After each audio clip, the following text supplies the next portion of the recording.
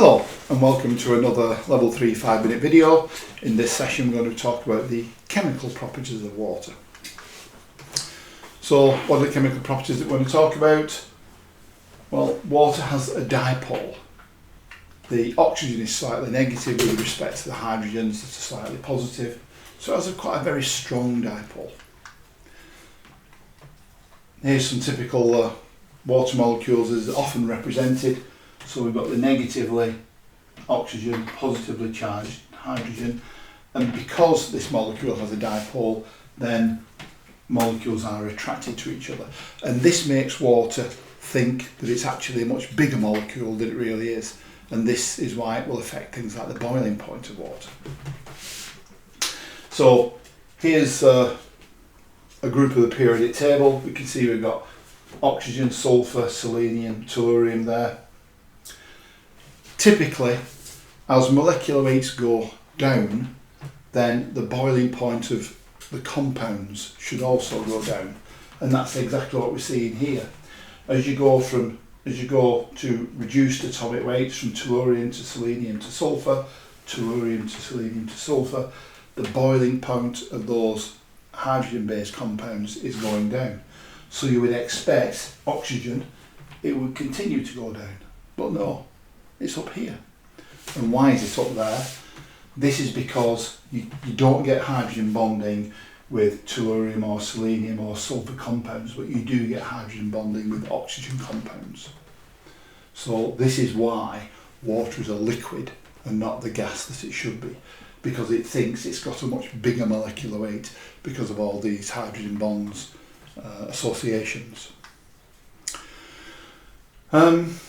Because water is polar, then it will dissolve ionic materials. And in our processed water, there are lots of ions. Some ions will stick to the fibres and get carried out with the sheet. Other ions will have no interest in being attached to the fibres, so they will actually have a sort of a zero first pass retention, and therefore they will simply build up in the system. And here's an example of different types of ions. So this represents time in hours in the process, and people have taken out samples of processed water and analysed it for particular ions. And you can see here there are some ions there where the rate of build-up is very, very slow. And so the reason why it's so slow is these have an opposite charge to a fibre. So fibres have negative charges, these are therefore positively charged ions. They're attaching to the fibre and getting carried out with the sheet. It's almost like an ion exchange effect. Other ions are negatively charged like the fibre. So for example, maybe sulfate ions or carbonate ions. Because they have no affinity for the fibre, they just stay in the system and go round and round and round, and therefore the levels build up. And this is one of the reasons why eventually you have to dump processed water and then start all over again. Conductivity is another feature of water. Because it's ionic and because there are dissolved materials there, it will conduct electricity. And changes in ionic strength are going to affect the conductivity of the water, and they're going to affect the zeta potential of materials that are suspended in the water. Zeta potential is all about colloids and colloidal particles carrying around with them a sphere of the solvent. And we'll talk about zeta potential in a separate video in more detail. But as you can see, as the concentration of ions increases, as the conductivity increases, the zeta potential is reduced, and things that are entirely separate will then coagulate together. And that will affect things like retention, for example. But again, we'll talk about zeta potential all by itself in a separate 5-minute video. Dissolved gases. Water will also dissolve gases.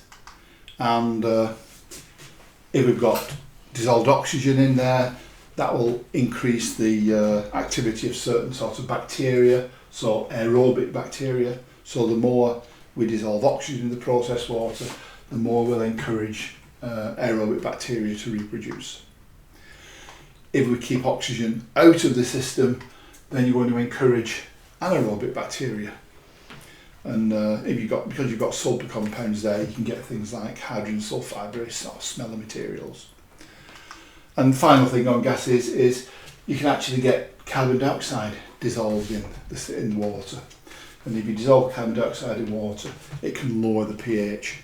One of the problems that could lead to, it could then cause any calcium carbonate in the system to be dissolved.